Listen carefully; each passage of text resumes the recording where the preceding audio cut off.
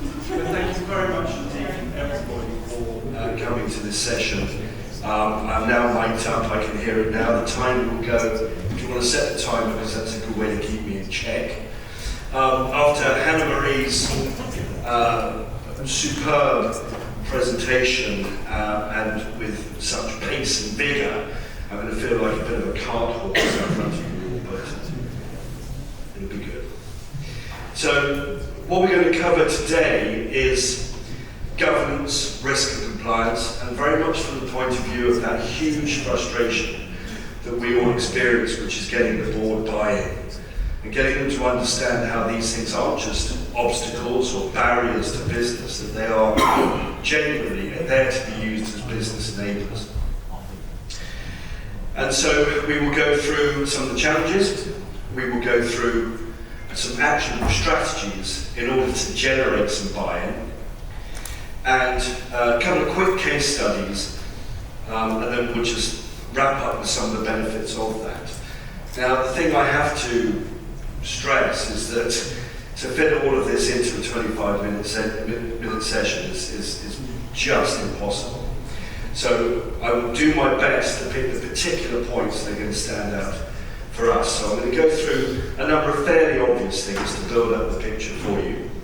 I did bring notes with me because there's one particular part that I want to do a bit of a deep dive to show you that it's not all just flim-flam that I'm coming out with. But a very quick indication of my background. I head up the GRC advisory practice at Integrity 360. We have a team of nudging 20 consultants that reach across from the Nordics down to South Africa, out to Mauritius, and all the way over to the far side of the Caribbean and into the US. So our coverage is strong geographically, but it's also particularly strong when we consider risk and compliance. I've worked in risk management for about 35 years.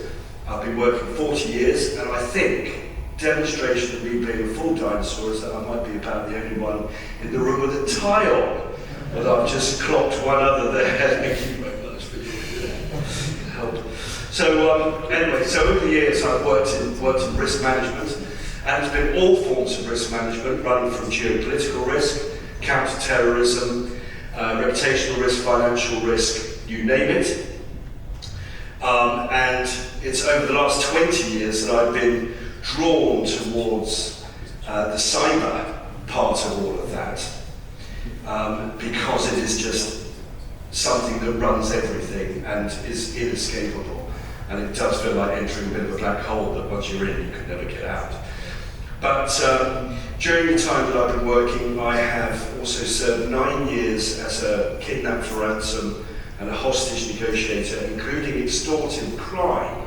And a lot of that in the cyberspace was matters related to ransomware. But when I first started doing that, it was a ransom note. And I think it's important to differentiate or uncouple what I rather rudely term teenage techno terms, malware. It's a nice portmanteau of a couple of words, but the fact of the matter is, yeah, it's all quite, technologically quite sexy, but the hard truth of the matter is that what lands on the boardroom desk is a ransom note. Whether it's a printed out email or a piece of paper that has had letters from a newspaper cut out and stuck to it, same thing applies. And it's this part that I want to move into, whereby we do sense all the time that the boards think that what it is we do in our technological world is very much a technological thing that they can avoid. They seem to think it can run itself. Now, in many ways, we are all sort of self-sufficient in terms of how we run these things, but we can't do it without investment. But beyond investment is buy-in. We need the boards to embrace fully everything that we do, why we do it, how we do it, when we do it, and with whom we do it.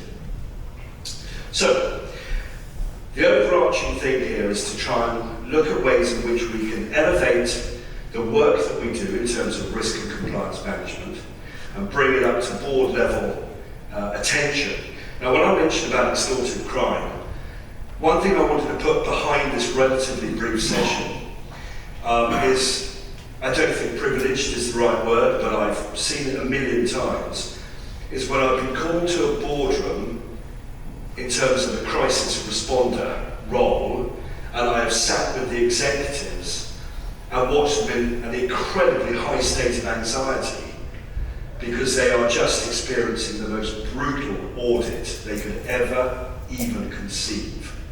And this is the point. We don't want to walk in and have to clear up all the mess. We want to be able to walk in every month to the board meeting with them tuned into what it is that we're doing, invested in what we're doing, and investing in what we're doing. So I've been in those rooms many, many times with the CEO and the CFO of, well, it's been sort of very sweaty brows, jangling nerves, and of course ballooning egos. And that, frankly, I have myriad stories, and it's one of the most amusing things to see. Very entrepreneurial people, but sometimes very, very wealthy people, very successful people, absolutely crumble under what is hitting their business that could be an existential issue. So moving on, let's look at straight into some of the challenges that we face. I'll put a couple up at a time, mindful of the time.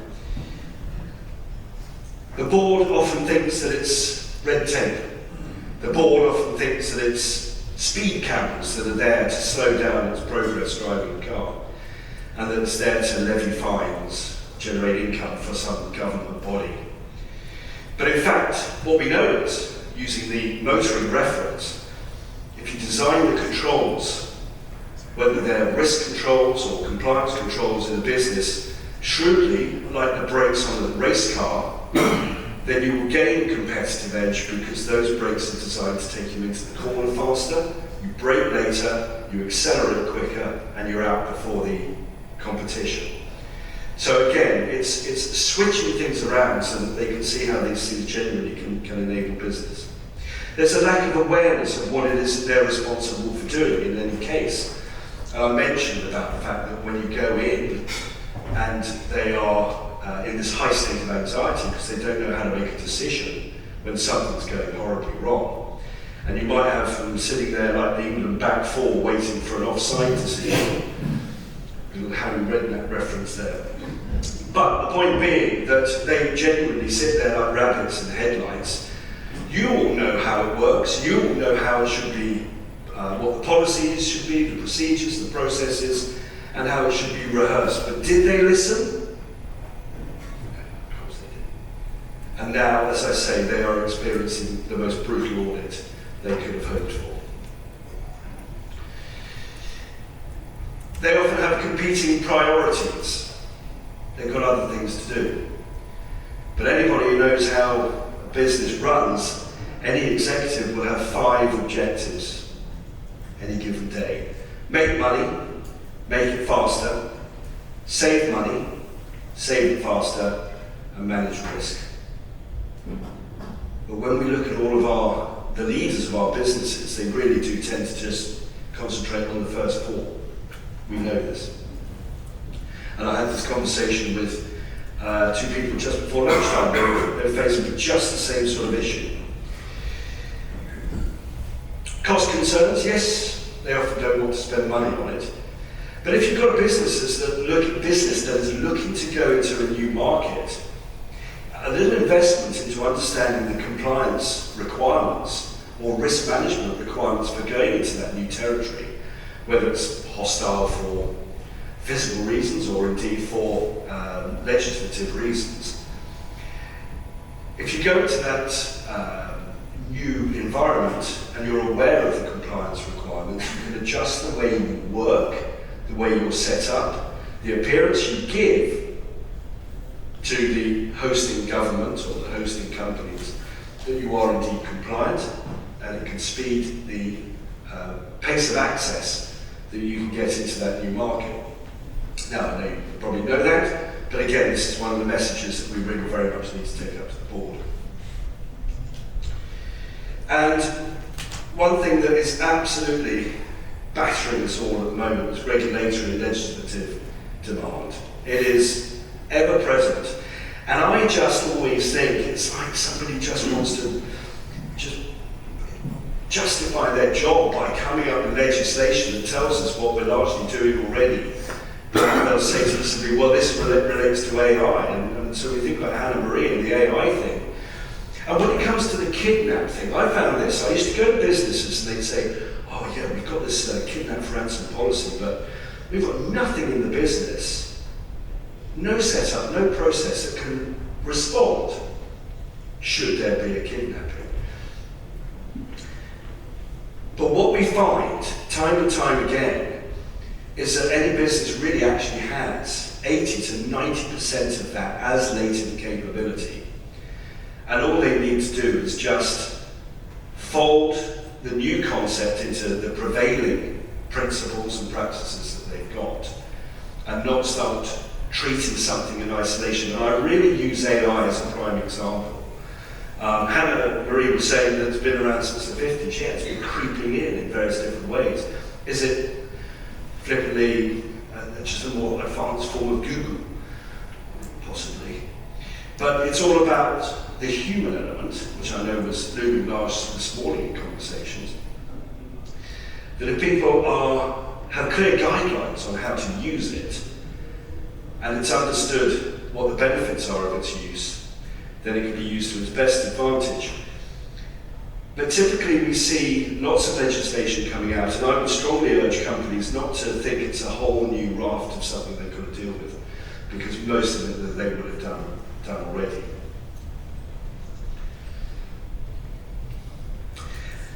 Now, mindful of time, let's look a little bit more into the strategy of making these changes. And the first, or the central thing there says, transforming perception. So let's jump on this.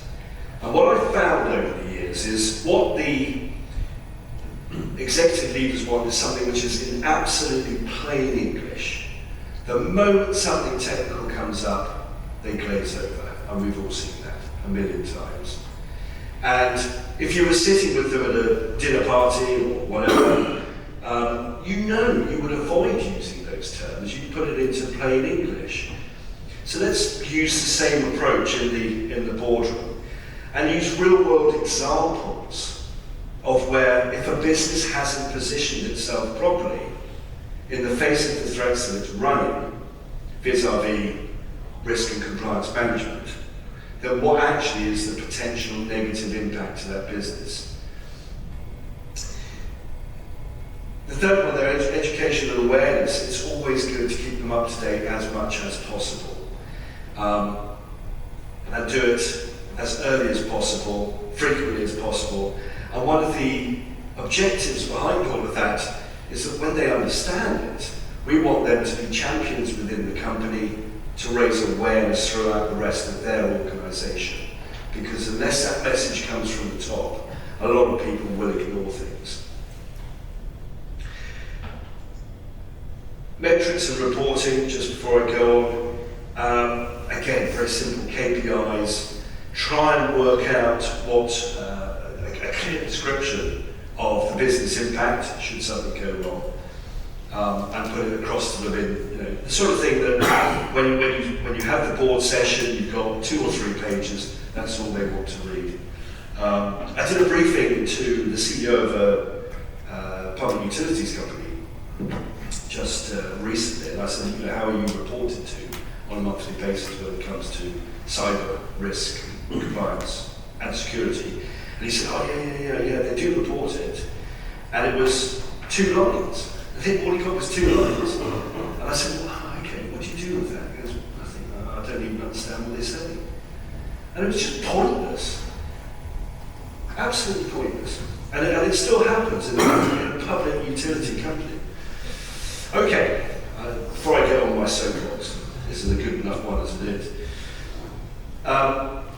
Aligning cyber compliance and risk management with the business goals. So very much doing this in the context of the business, where it's going.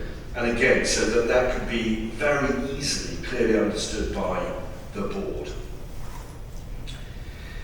Risk management is something going back to regulation and legislation where the demands for the board to show that they absolutely are on top of risk management is now inescapable. And therefore, we need to get these execs in a position where they understand all the great efforts that everybody's doing in risk management, but we need to do it in a rather sort of simplified version that maps onto the other forms of risk that they understand.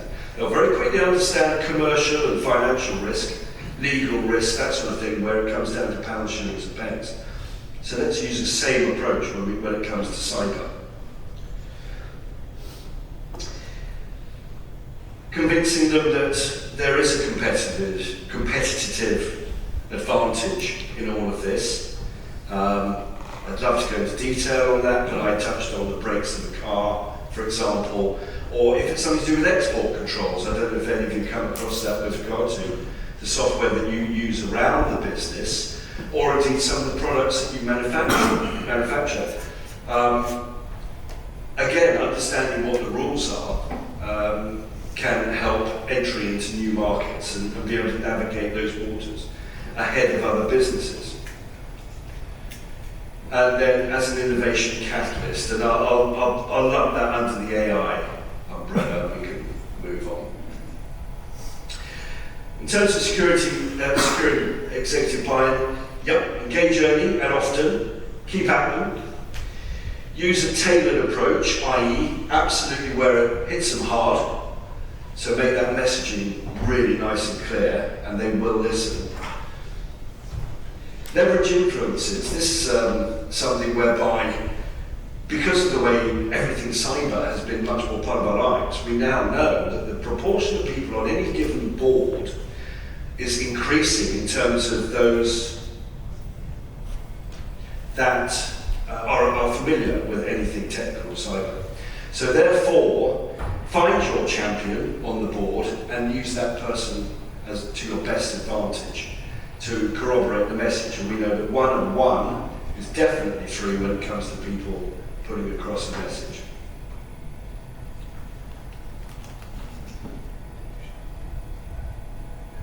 I just see that my notes have come up here. I've got a big copy following any of them.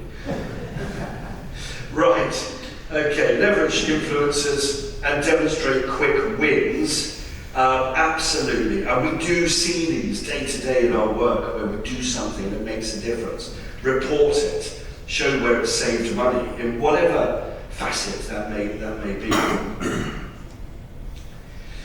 Okay, now, conscious of the time, this is something, it's a case study, it's something that happened for me, not at Integrity 360, I have to say, but it's a very simple illustration of how getting a board buy-in can accelerate things beautifully.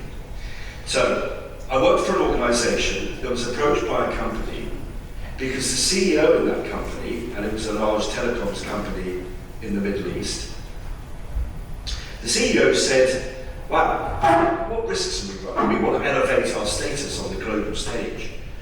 We're going to get a seat on the ITCU, pardon me. And we want to spread our business further out amongst the Middle Eastern region. And as you know, with lots of Middle Eastern companies, they have their 2020, 2030 project where they want to invest huge amounts of money and make certain things happen.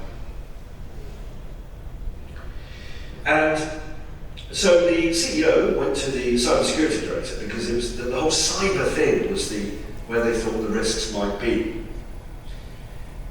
which in itself is an oxymoron. So the cybersecurity director said, right, yeah, okay, what we'll do is we'll do a security assessment of everything cyber, and then we should know what the risks are that we're running.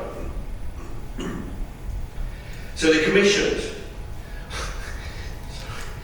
what was called Cyber Risk and Resilience Program, which was a security assessment of everything technical. Okay, you're starting to see the picture here of these disconnects. So,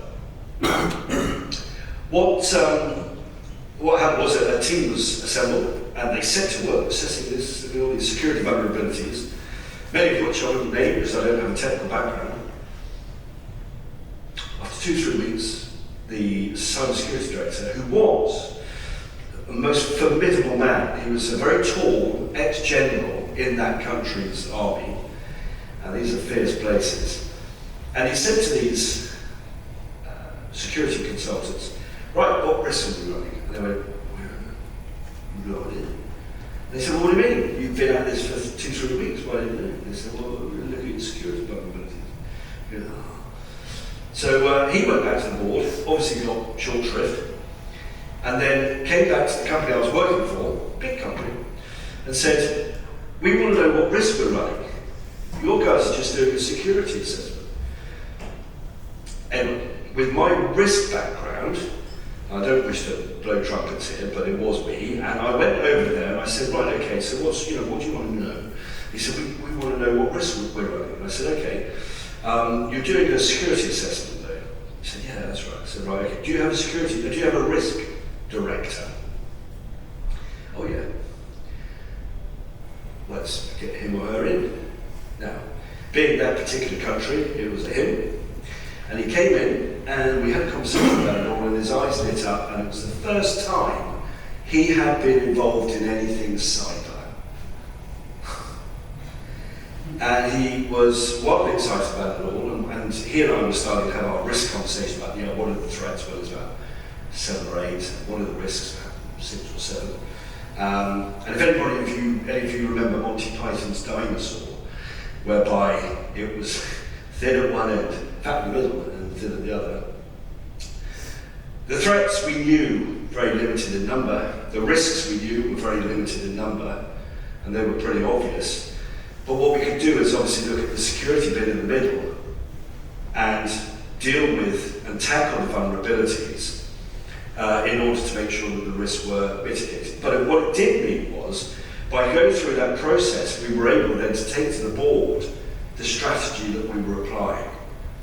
And it completely opened up their eyes, and probably inappropriate, I used the term Damascene for a Middle Eastern company, but definitely they suddenly saw the benefit of looking at it in terms of threats, compliance issues, risks issues, that sort of thing, so that they could then deal with the security area and avoid having the tail wagging the dog. So that was it in a sense, the board, we were able to go to the CEO and make it clear what the situation was.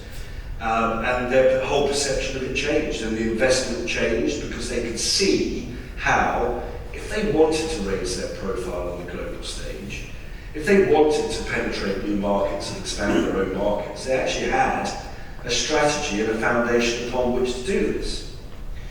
So it all ballooned from there. As a business, we did a great deal of work with them, and we only saw great things after that. So worked out very well.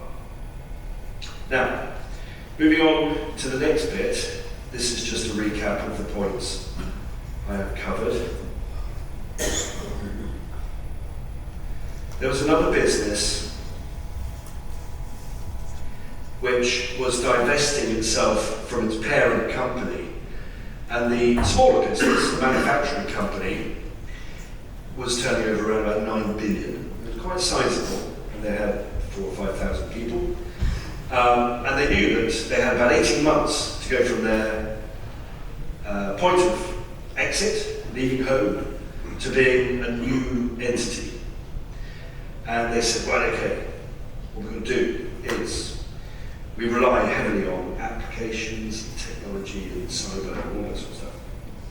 Therefore, we need to assess the security. So they came to this company and said, we need to do a security assessment of all our apps, things like that, as we transition out of this parent company. And what we then were able to say was, well, how do you deal with compliance? What's your cyber compliance world look like when you become your own entity? Because you're a manufacturing company, they're a conglomerate, your markets are now more clearly defined, you'll be able to go to new markets where the compliance requirements are going to be different for you. Furthermore, you're going from the New York Stock Exchange, as part of the whole company, to the Swiss Stock Exchange, SIX, as I'm sure many of you are familiar with. So they're going from SOX to SIX, in terms of Sarbanes-Oxley. And also, how is your cyber strategy integrated with your overall business strategy? And again, we formulated the program, and it comprised of these elements, amongst others. But I wanted to pick up on a couple of key things. And now I know that I've been gassing away for 25 minutes. Hopefully it's been of use. I want to pick up on just a couple of these before we go through to benefits and the summary. So assessing this work on my notes, you see, because there's a lot to it, because I've run out of time, I'm not going to go through them.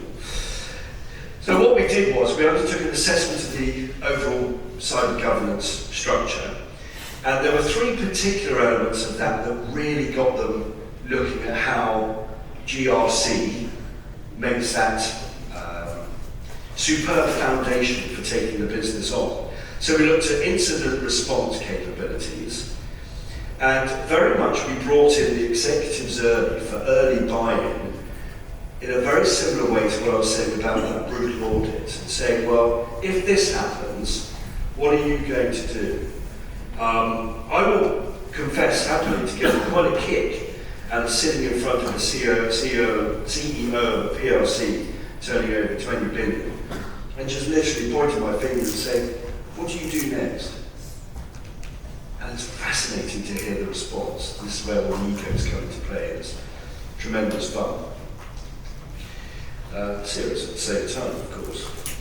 And then within that area of incident response capabilities, how would the executive team respond? Are they aware of the demands placed upon them? How would they describe their decision-making process? How are they connected to the crisis management team? And as we know, that can all be multi-layered. It could be gold, silver, or bronze, but do they know what their responsibilities are? And we were very much able to assess the effectiveness of their sort of incident response capability. Now, one thing about this, one of the good things about this was that it very much got the executives switched on to what we were trying to achieve and the importance of it all, and the importance of putting in the right sort of risk and compliance strategy in order to protect the business. We looked at risk management in a broader way, but in very much in the context of the business and how they did risk management generally. And as I mentioned earlier, when it comes to regulation and legislation, it's a really strong part of all of that the boards are absolutely expected to be fully on top of risk management. And numerous benefits that come out of this, and I'm going to have to curtail going through all of that because we would just be going all afternoon, as much as I'd like to. And I'm sure you don't want to hear me go on for hours and hours. But the other thing that we did was a compliance review, and very much in the context of the business. So what we wanted to do here was understand what the compliance requirements should be for the business internally, but also externally. We wanted to analyse the markets that they were going into and the way that they were going to do it. And I mentioned earlier on export controls. This was a massive part for this company. And we completely streamlined the way that they addressed that. And we certainly improved it because it was pretty fledgling anyway. But they could see the massive benefits of being able to go into a new market and say, this is how we manage our risk, and this is how secure we are. And from a compliance point of view, we know that you, as a buyer from us, are scrutinised by the government in terms of that which you are buying off companies from other countries. But we're aware of that, so we've adjusted everything accordingly, and we can make sure that the transaction is nice and swift. So really cleverly put together, and it helped them tremendously. So I'm going to move on from that, and I'm going to move into the realms of benefits. And I'm going to bring these up as we come relatively soon to a close. I think those are all fairly obvious. I'll let you read them. I will not repeat them.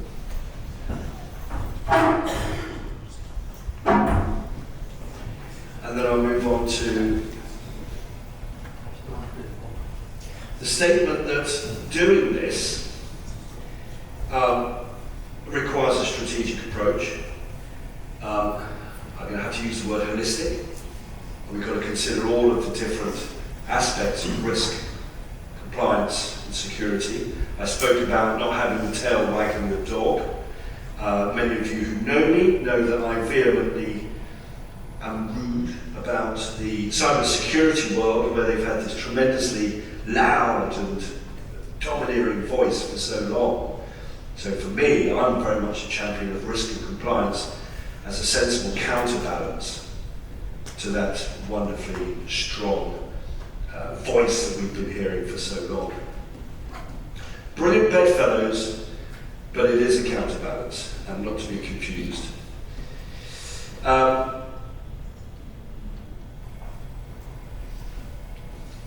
Again, I should let you read these. Do it in the context of the business is very important, because the business leaders really only think about what's going on in their world. They're very unlikely to think beyond the end of their nose. Develop a training security awareness program for every audience, top, middle and bottom. And make sure that it is fully espoused and evangelized by the board. I do harp on about incident response and recovery. I think you'll understand from the years I spent sitting there with the very nervous executives of companies. I shouldn't show any indication of schadenfreude in that respect, but how the mighty can fall. Are you using the right risk management methodology? Are you using the right compliance frameworks for your business? Don't waste time on things that don't matter.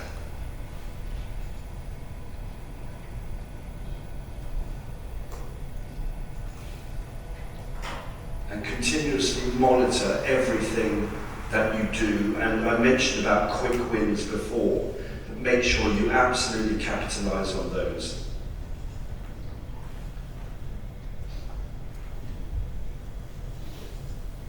Okay, and I think we're going to come to the absolute final slide, and I can see I'm 7, 8 minutes over. So, we can turn the business leaders into risk and compliance advocates. They just need to be told in simple terms what matters to them, and that it is a relatively easy thing to do. But in a pyramidal way, they only really want to know about it in a strategic fashion, not operational or tactical. So keep it nice and simple. And it's not just, bless you, not just about adhering to good governance just because the regulations are there. It's about building a very resilient, robust business for going forward. And do tell them this. Very importantly, it also enables you as a business to be able to create a culture of trust and excellence, and very much noteworthy is accountability. And that really brings me back to the thing about business buy-in. They cannot any longer shirk or try and divest themselves of the responsibility and accountability that sits at their feet. And we know that legislation and regulation is driving this massively, and they cannot avoid it. So look for the points that are going to ram it all home and make them wake up and start investing in everything that we do. So ultimately, it will facilitate well-informed and strategic decision-making, and it will facilitate security investment, business growth and innovation, and of course, bring us back to the start. It'll sharpen your competitive edge because it'll be business enablement personified.